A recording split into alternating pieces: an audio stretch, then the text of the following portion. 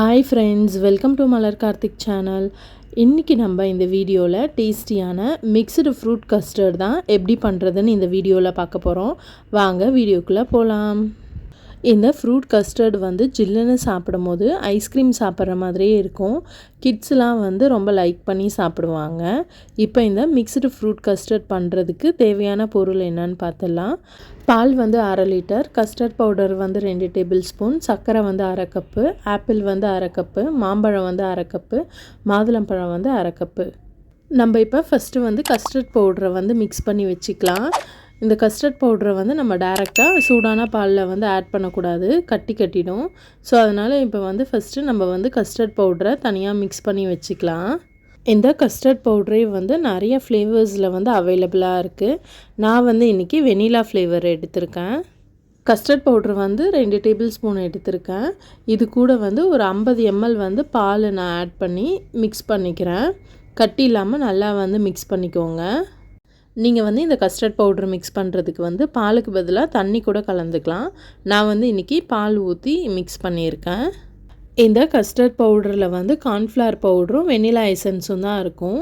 நம்ம இந்த custard powder வந்து எதுக்கு யூஸ் பண்ணுறோன்னா, பாலை வந்து நல்லா திக்கன் க்ரீமியாக வந்து ஆக்கிறதுக்கு தான் நம்ம இந்த கஸ்டர்ட் பவுட்ரு வந்து யூஸ் பண்ணுறோம்.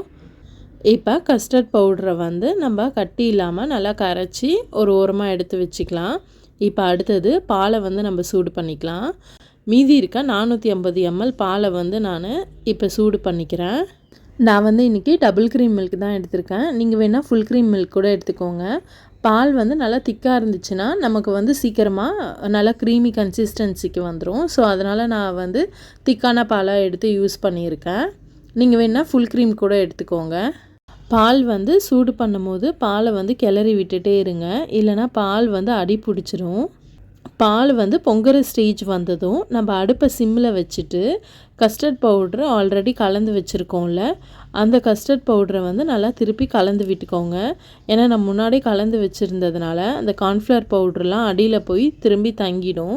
ஸோ அதனால் சூடான பாலில் கலக்கிறதுக்கு முன்னாடி ஒரு தடவை கலந்து வச்சுருக்க கஸ்டர்ட் பாலை வந்து நல்லா கலக்கி விட்டுக்கோங்க. அதுக்கப்புறம் அடுப்பை வந்து சிம்மில் வச்சுட்டு இந்த சூடான பாலில் கலக்கி வச்சுருக்க அந்த கஸ்டர்ட் பவுட்ரை வந்து ஆட் பண்ணிக்கோங்க. நம்ம சூடான பாலில் இந்த கலந்து வச்சுருக்க கஸ்டர்ட் பவுட்ரை ஆட் பண்ணும்போது நல்லா ஃபாஸ்ட்டாக வந்து உங்களுக்கு திக்காக ஆரம்பிச்சிடும் பால். நீங்கள் வந்து ஃபாஸ்ட்டாக கிண்டி விடலைன்னா வந்து கட்டிடும். ஸோ நீங்கள் வந்து ஃபாஸ்ட்டாக கிண்ட முடியலன்னா அடுப்பை ஆஃப் பண்ணிவிட்டு கூட நீங்கள் நல்லா கலந்து விட்டுட்டு அதுக்கப்புறம் அடுப்பை ஆன் பண்ணி சிம்மில் வச்சுக்கலாம். இல்லைனா நீங்கள் வந்து கொஞ்சம் கொஞ்சமாக கலந்து வச்சுருக்க அந்த கஸ்டர்ட் பவுடரை வந்து ஆட் பண்ணி கிண்டி விட்டுக்கோங்க. இப்போ கலந்து வச்சுருக்க கஸ்டர்ட் பவுடரை வந்து பாலில் ஆட் பண்ணதும் பால் வந்து நல்லா திக்காக ஆரம்பிச்சிடும். இப்போ இந்த ஸ்டேஜில் வந்து பார்த்திங்கன்னா நம்ம வந்து சர்க்கரை ஆட் பண்ணிக்கலாம். நான் வந்து இன்றைக்கி 1/2 கப்பு சர்க்கரை ஆட் பண்ணியிருக்கேன். நீங்கள் வந்து உங்கள் இனிப்புக்கு தகுந்த மாதிரி கூடவோ இல்லை குறைச்சலாவோ நீங்கள் வந்து ஆட் பண்ணிக்கோங்க. இனிப்பு வந்து கொஞ்சம் தூக்கலாக இருந்துச்சுன்னா இந்த ஃப்ரூட் கஸ்டர்டு வந்து டேஸ்ட்டு ரொம்ப நல்லாயிருக்கும். நம்ம வந்து இந்த ஒயிட் சுகருக்கு பதிலாக நாட்டு சர்க்கரை கூட ஆட் பண்ணலாம்லன்னு நினைப்பீங்க. பட் ஆனால் நாட்டு சர்க்கரை நம்ம வந்து இதில் ஆட் பண்ண முடியாது. நம்ம சூடான பாலில் சர்க்கரை ஆட் பண்ணுறதுனால நாட்டு சர்க்கரை ஆட் பண்ணும்போது பால் வந்து முறிஞ்சிடும். ஸோ அதனால் நம்ம வந்து ஒயிட் சுகர் தான் ஆட் பண்ணணும். நம்ம இந்த கஸ்டர்ட் பாலை வந்து விடாமல் கிண்டி விட்டுட்டே இருக்கணும், இல்லைனா அடி பிடிச்சிரும், இல்லைனா கட்ட ஆரம்பிச்சிடும். அதனால் நம்ம வந்து கைவிடாமல் கிண்டிகிட்டே இருக்கணும். இந்த கஸ்டர்ட் பால் வந்து உங்களுக்கு இன்னும் கொஞ்சம் திக்கான கன்சிஸ்டன்சியில் வேணும்னா நீங்கள் வந்து கூட ஒரு டீஸ்பூன் கஸ்டர்ட் பவுடர் வந்து மிக்ஸ் பண்ணி இந்த பாலில் வந்து ஆட் பண்ணிக்கோங்க. அப்போ வந்து உங்களுக்கு இன்னும் கொஞ்சம் திக்காக இருக்கும். நம்ம ரொம்ப நேரம் கிளறி விட்டுட்டே இருந்தாலும் களி மாதிரி ஆகிடும்.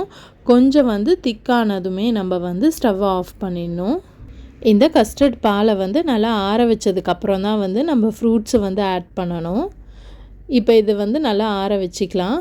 நம்ம வந்து ஆறும்போது கூட மேலே வந்து லேயர் மாதிரி ஃபார்ம் ஆகும். அதனால் ஆறும்போது கூட நம்ம வந்து அப்பப்போ கிண்டி விட்டுட்டே இருக்கணும். நமக்கு வந்து இந்த கஸ்டர்ட் பால் வந்து சீக்கிரமாக ஆறணுன்னா ஒரு பவுலில் வந்து ரூம் டெம்பரேச்சர் இருக்க தண்ணியை எடுத்துக்கிட்டு அந்த தண்ணி மேலே வந்து இந்த கஸ்டர்ட் பால் இருக்க பவுலை வந்து நம்ம அதில் வச்சுட்டு கிண்டி விட்டுட்டே இருந்தோன்னா சீக்கிரமாக வந்து இந்த கஸ்டர்ட் மில்க் வந்து ஆறிடும். இப்போ இந்த கஸ்டர்ட் பால் வந்து நல்லா ஆறிடுச்சு. இந்த ஸ்டேஜில் வந்து பார்த்திங்கன்னா நம்ம வந்து கட் பண்ணி வச்சுருக்க ஃப்ரூட்ஸ் வந்து நம்ம ஆட் பண்ணிக்கலாம். நான் வந்து இன்றைக்கி ஃப்ரூட்ஸை ஆட் பண்ணுறதுக்கு முன்னாடி ப்ளெயினான கஸ்டர்ட் பாலை ஒரு பவுலில் வந்து எடுத்து வச்சுக்கிறேன். இது வந்து பார்த்திங்கன்னா சாப்பிட்றதுக்கு ஐஸ்கிரீம் மாதிரியே இருக்கும். டேஸ்ட் வந்து ரொம்ப சூப்பராக இருக்கும். ஃப்ரூட்ஸு சாப்பிடாத பசங்களுக்கு நீங்கள் இந்த மாதிரி ப்ளெயினான கஸ்டர்ட் மில்கை வந்து ஃப்ரிட்ஜில் வச்சு கொடுத்தீங்கன்னா இது நல்லா க்ரீமி டெக்ஸ்சரில் இருக்கும். கிட்ஸு வந்து நல்லா லைக் பண்ணி சாப்பிடுவாங்க. ஸோ அதனால் நான் வந்து ப்ளெயினான கஸ்டர்ட் பாலை வந்து ஒரு பவுலில் எடுத்து வச்சுக்கிறேன். அதுக்கப்புறம் மீதி இருக்க கஸ்டர்ட் பாலில் வந்து நம்ம ஃப்ரூட்ஸை ஆட் பண்ணிக்கலாம்.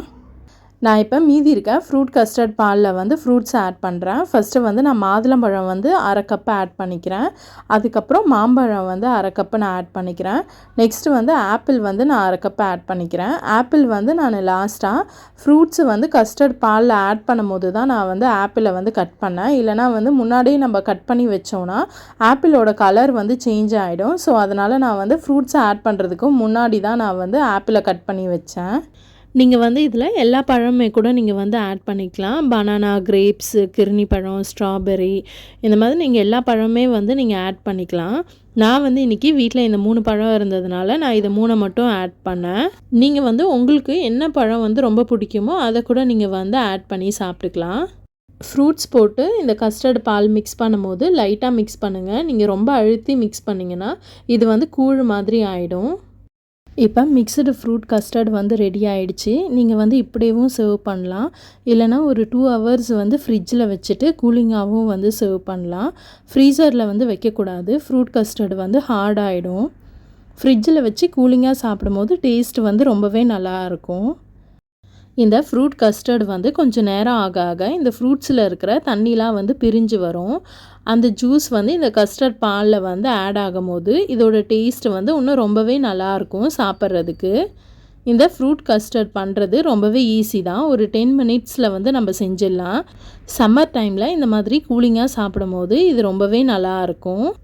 நம்ம கிட்ஸுக்கு கடையில் இருந்து ப்ரிசர்வேட்டிவ் கலந்ததை வாங்கி கொடுக்காம வீட்லேயே செஞ்ச இந்த மாதிரி ஹெல்த்தியானதை பசங்களுக்கு வந்து கொடுக்கலாம். நீங்கள் வந்து எல்லா ஃப்ரூட்ஸும் போடணுன்னு கூட அவசியம் இல்லை. பசங்களுக்கு வந்து ஏதாவது ஒரு ஃப்ரூட் வந்து பிடிச்சிருக்குன்னா அதை கூட நீங்கள் வந்து ஒரு ஃப்ரூட்டை மட்டும் போட்டு இந்த ஃப்ரூட் கஸ்டர்ட் வந்து பண்ணி கொடுக்கலாம்.